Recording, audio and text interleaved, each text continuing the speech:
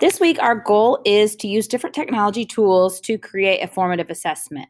But really, what we're trying to do is reach different learners with our formative assessment.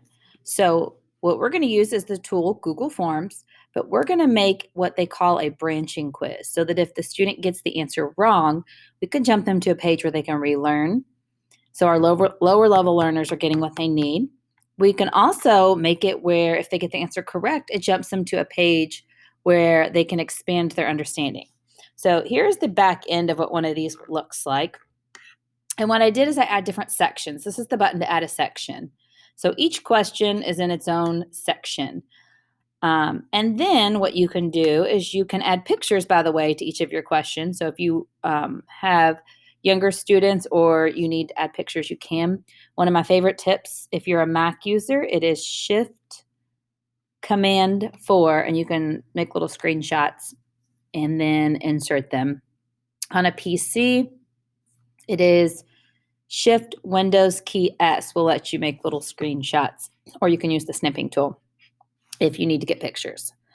But when you click on these answer choices behind the scenes, I can send it to a new section. So this one I sent to a section called navigation. The next one I sent to a section called white space. So if they click answer website 1, which was the wrong answer, I can send them to this section. It says, you got the answer wrong. Read below to learn more. You can add text. You can add pictures. You can insert YouTube videos, anything to help them relearn that concept.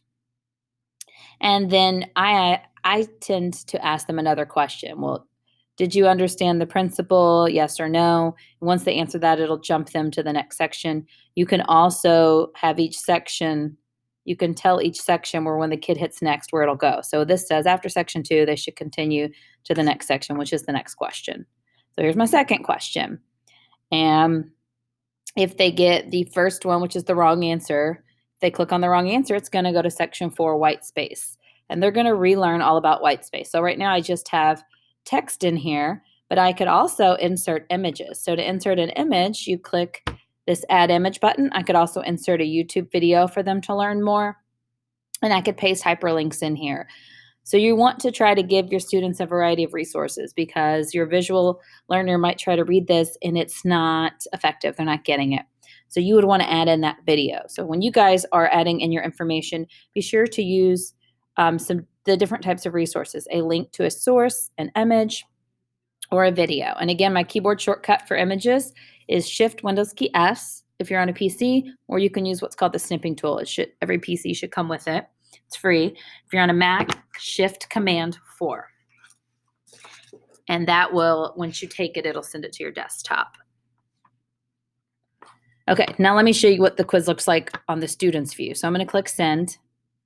And this isn't something I would put in a grade for because what happened, it is time consuming to make one of these. So when you're making it, what I recommend that you do is choose a topic that your students struggle with. And they really need this because I want them to self-assess and relearn before they get to the part where I'm actually putting an assessment score in the grade book.